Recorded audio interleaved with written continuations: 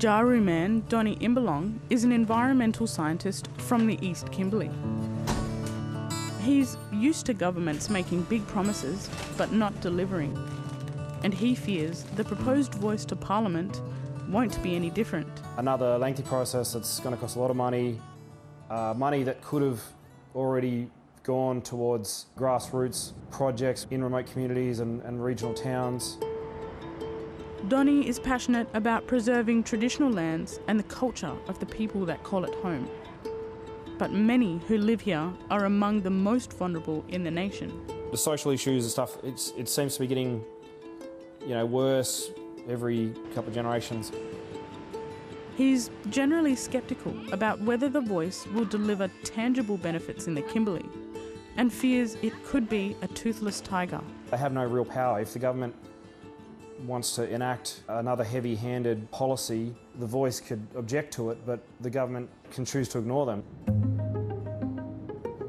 Thousands of kilometres away, in the nation's capital, talks about how the voice would work are well and truly underway.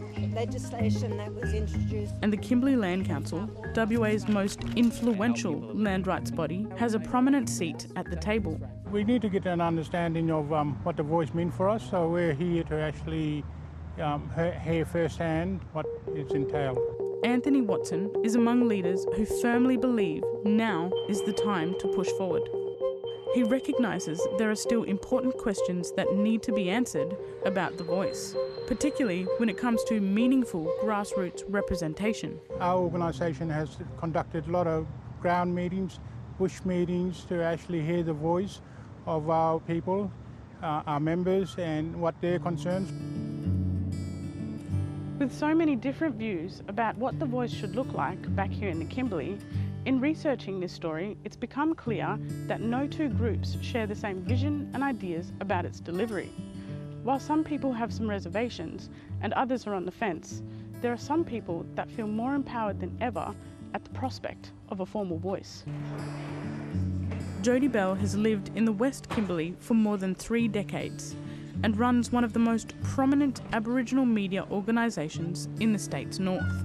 Hey Manny, just wanted to check. The Butchulla and Juggera woman is hopeful a voice could help right historical wrongs. I am a supporter of The Voice. I was involved in the Uluru Dialogue at the time, a couple of years ago when it came out. And to all you Broom mob, stick around because coming up for you next. Historically, when we've had a say in determining our future, that's when things have worked well. When we haven't had that say, it's when things haven't worked well.